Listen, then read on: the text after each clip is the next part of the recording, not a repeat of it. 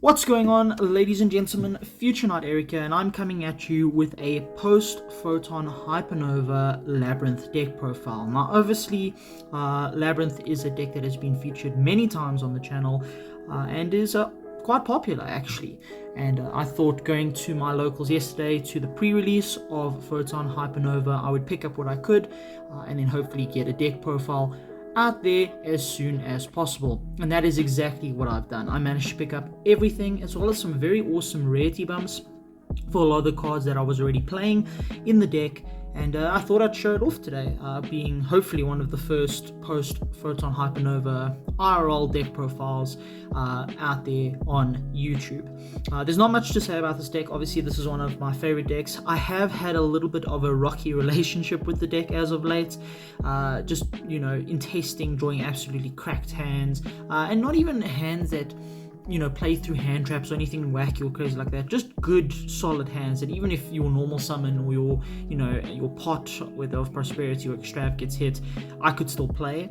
And when I take it to locals, that just doesn't happen. So a little bit of a rocky relationship with the deck right now. Not too happy with it, but I'm hoping that the cards and the list that I've settled on for this upcoming format are solid moving forward. Obviously, we cannot get into the deck profile without, of course, talking about the meta that's upcoming, which is Kashtera, Flunder being the rogue contender, obviously, Tier Elements, and Sprite.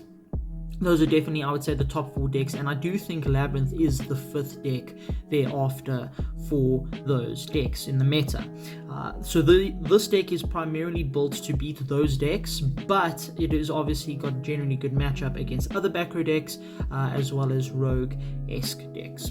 And then without much else, I think we can actually just get straight into the deck profile. I'm not sure if this profile will be super long. I don't think so. A lot of these cards I've obviously explained on my channel before and we've seen on the channel before. We of course are playing 3 Lady Labrynth. I'm one of the, I think, few Labrynth players that even before Big Welcome came out said that this has to be played at 3. It is literally the best card in the entire deck.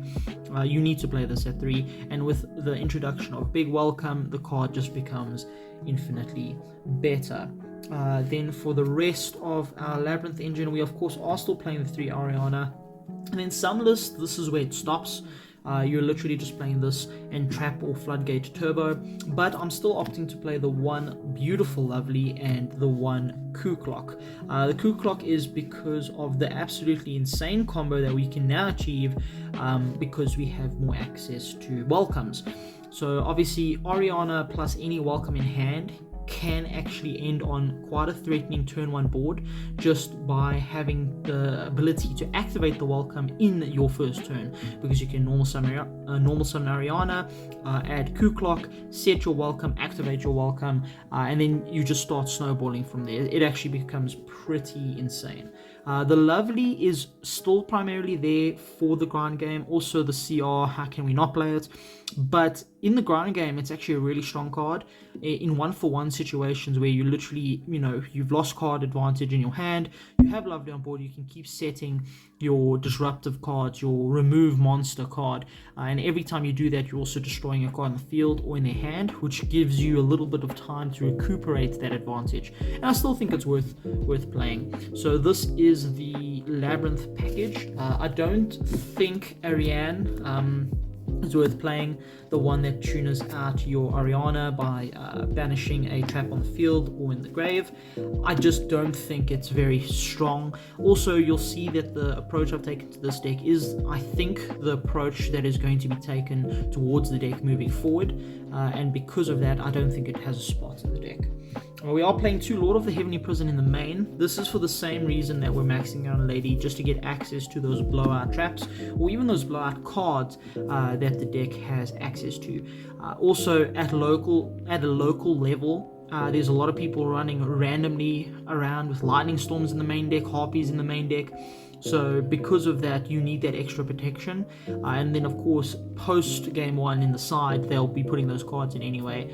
Lightning Storm is not too popular at the moment, or it won't be moving into the new format, but the respect towards back row decks still exists in the player base, and I think because of that, main decking it is good, and if it's not in the main, I do think it should be in the side. Then this was a heavy debate I had with myself, whether I should play the 3 Lava Golem or the 3 Eveny in the main. I think just because of Kashtira, I think the Lava Golems become a lot better. Against Flunder, it's not good, obviously, especially if they summon out their barrier statue, but sometimes they don't. Sometimes they'll summon out an Apex, sometimes they'll summon out a Riser, and they'll leave the Riser on board. So I think that this is just a better option. The monster count in this version that I'm playing is a little bit heavier than what I'm used to, or that what I like playing, but I think the blowout that Lava Golem has against both Kashtira as well as Tier Element makes it worthwhile playing.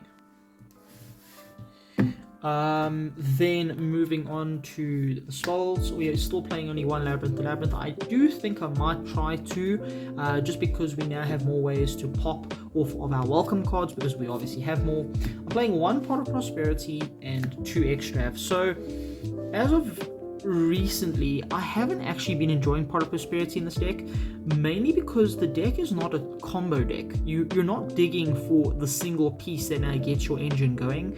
You're digging for the next blowout trap, but by digging for it, you also show your opponent what you're getting, which gives them an opportunity to play around that specific trap.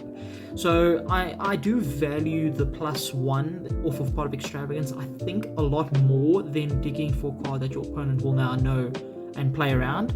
However, Pot of Prosperity being able to be set off of Lord of the Heavenly also gives us some options post turn 1 or turn 2 to potentially set up an OTK or set up a spell or trap that then stops our opponent from playing post turn 1 and 2. So I think it is worth playing at 1. I think the ratio of 3 pots is good. You could try 4, but I'm playing a 40 card list and it is very tight, and actually it's very clean, I think. If you were to play an extra spell, whether it's a field spell or a pot, I would definitely say you could cut 1 Lava Golem, just because seeing multiple Lava Golems doesn't help. And then, ladies and gentlemen, can I give a big warm welcome to Big Welcome Labrynth. So this card, in my little testing that I had at locals yesterday, the testing that I did get in with this card, I didn't actually see it very often, but in theory this card makes the deck a hell of a lot stronger.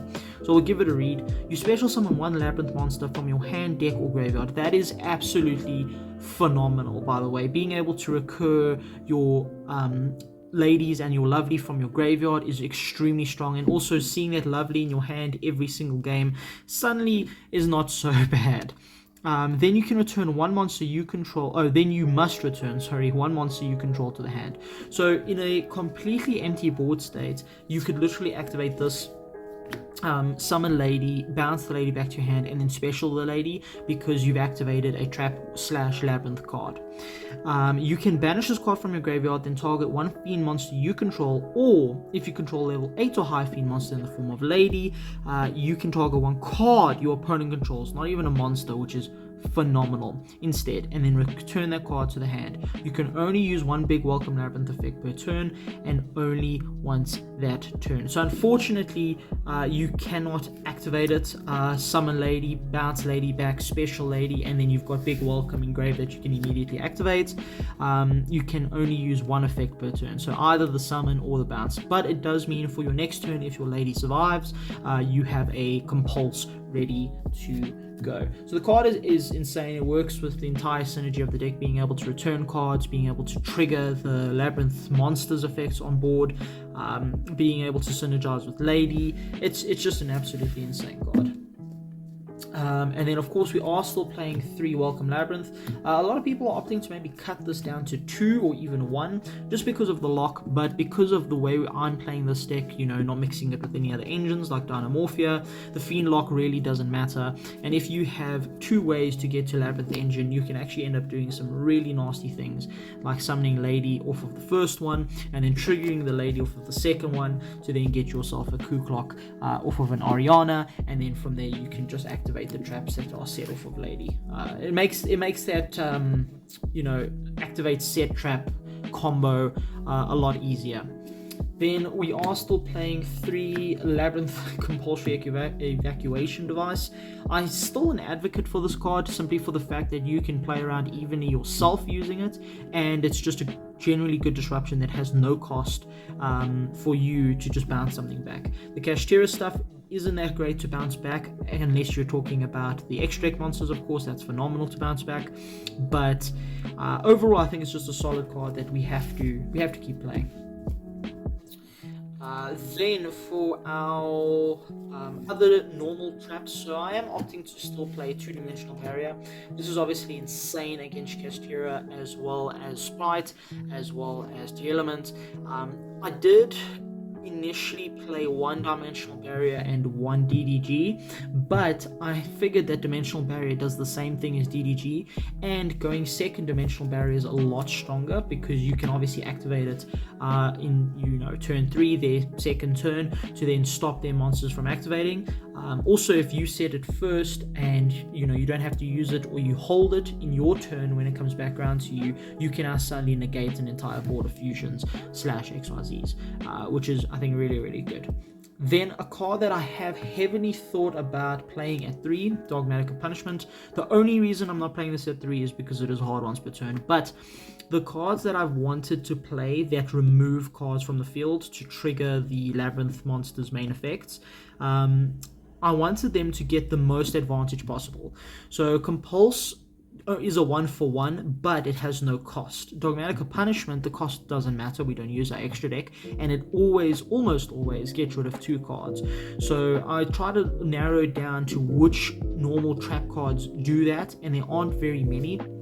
Ledger is a good option as well, being able to banish 2 monsters, but those monsters then return, which is not something that could be beneficial to the deck for us in the long run. Then the other card that came out of Photon Hypernova is Weighbridge. Now, I'm not playing Weighbridge as of yet.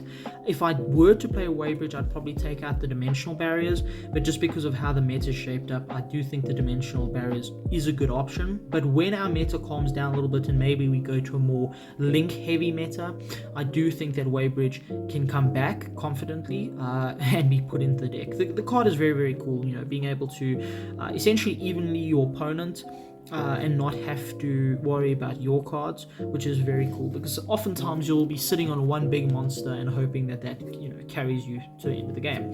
And then of course we are playing the 1 trap trick. This can obviously get access to any of the welcomes, your compulsors, and its 3rd copies of all of these. Now, the direction the deck has been taking is one that I'm not super fond of per se, but I'm starting to embrace because I was, if you look back on my channel, a very avid Aldrich player. So I think the deck is taking that direction, and because of that, I do think Floodgates need to be played in this deck. And the ones that I've chosen to play are Skill Drain and Goes and Match. Obviously, both of these absolutely blow out Flunder. Goes and Match, randomly, if they play the other big bird, the one that was a Starlight, they can actually play around Goes and Match quite efficiently, which is quite funny. But I mean, no competitive list I've seen is playing that. And then Skill Drain obviously just absolutely wrecks him. Skill Drain against Kashtira is also very, very good, as well as Goes and Match, because I think almost all of the main deck Kashtira monsters are different attributes. I know there's fire, there's wind, there's earth, there's water, so it's just an absolutely insane card against that deck. Against two elements, it's not too bad, Goes and Match, obviously, because if they start off or they get into a water before they keep climbing with their darks, this is a really good card that can also slow them down. Skill Drain against them is not as great. In fact, I've seen some tier element lists play Skill Drain, but it's still will have to make them play around or play in a certain way that can also benefit you, and that means you can stop them potentially with your other trap cards. And yeah, those are the only Floodgates right now. The list that I have seen are also playing Rivalry.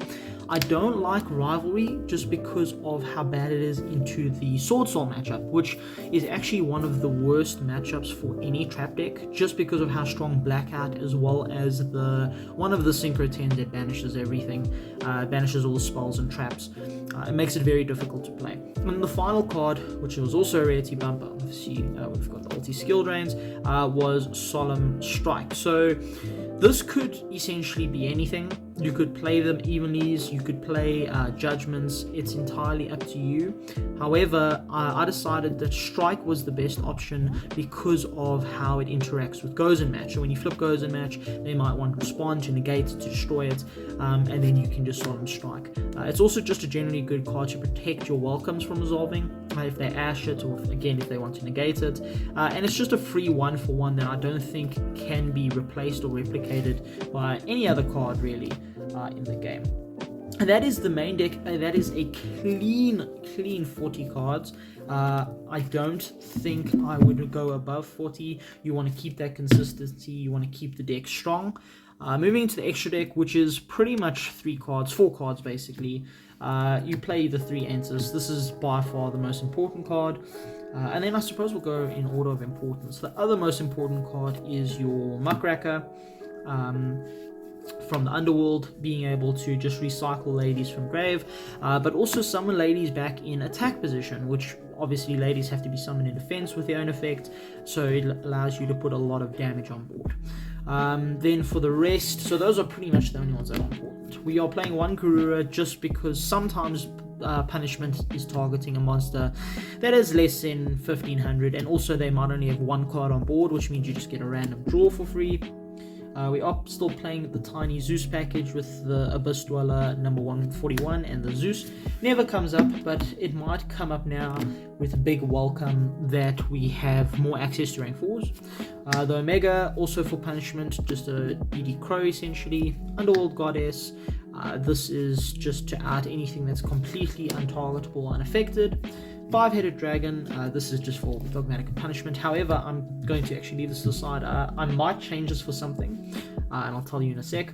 We are playing Unicorn and Phoenix. Phoenix, I cannot emphasize more how important Phoenix is. At my locals in particular, people have started playing crazy things. Like, I think it's not Imperial Iron Wall, it's the one that says negate the effect of all traps. The trap card that says that, and this is the only out. And I actually lost the game because I did not play Phoenix and I had Unicorn. I couldn't climb into the Unicorn. And then the last card is Dark, just to be able to climb into the Unicorn or into the Underworld Goddess. I do think this is cuttable, and I think what it is cuttable for is a Lingerie Bow, the one that uses a Cybos monster and is a trap negate. Reason being is because of the Kashtira and even the Sprite decks, they end up giving your opponent the Ibli, and you are then locked into link summoning. So it's not terrible if you have an Oriana, because you can normal summon her. If it gets disrupted, it's whatever. As long as the body stays, then you can link 2 into Muckracker or Dark, and then you can just either revive your Ariana and have the body, or you just leave it, and you can have the Dark to then climb into Unicorn. So having a body to link with it is fine, but if you don't, if you just draw Welcome, it's really, really rough, because you now can't special summon your big ladies or lovelies off of your Welcome because you're locked into link summoning. So yeah, this I think should be Lingerie Bow, but for now we're just playing the massive body for Dogmatic Punishment. Now, the main contributing thing that I think will contribute to this deck's success is the side deck, and I personally don't think I've solved it. I do think that this requires a lot more thought process, a lot more testing, but this is what I'm going into this upcoming format. 3-sphere mode, this card is really good against Flunder, really good against Tearlament, and really good against Kashtira. Being able to clear 3 bodies is insane. Sometimes Kashtira will end on 2, but more often than not it's 3, from what I can tell from the testing that I've done.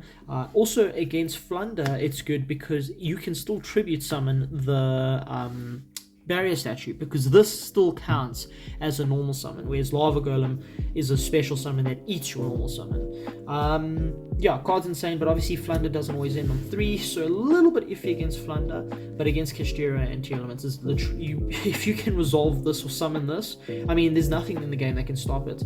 You pretty much win. Then I am still opting for my other Go Second card to play evenly. This could be something like Darkhole or Raigeki if you're really afraid of that Kashtira matchup. Those cards also really good against Flunder, but I think Evenly is just overall very good against back row decks still, which I need to respect, being a back row deck myself. And because of that, we are also playing the 1 Eradicator Epidemic Virus to settle for our Lord of the Heavenly or our Lady, and 1 Harpies. So this is obviously to call traps against a trap deck, fellow trap deck, or spells if you're playing against something like Runic, or even sprites to an extent. Harpies Feather Dusters obviously is at 1, it's a 1 of, it's sacky, but you might as well play it. Then for some more going first stuff, I am playing 2 Metaverse with the Necro Valley and the Zombie World.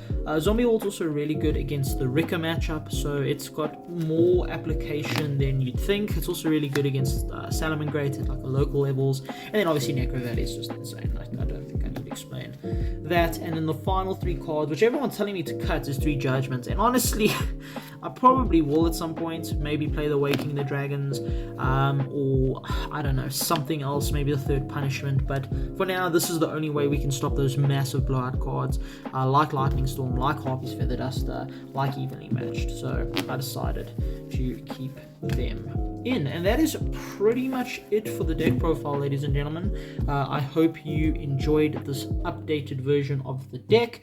I think it is a really solid build. Like I said, there are a couple of things you could change. You could cut Lovely, you could cut Ku Klok, or you could just cut Lovely by yourself. The strikes can be anything. The Floodgate approach, I think, is correct, like I said, moving forward, but it's entirely up to you how you want to build the deck. This is just, I think, a foundation for anyone who's looking to get into the deck post Photon Hypernova. And that's pretty much it, ladies and gentlemen. Thank you so much for tuning in. I hope you enjoyed this deck profile, and this is Future Knight signing out.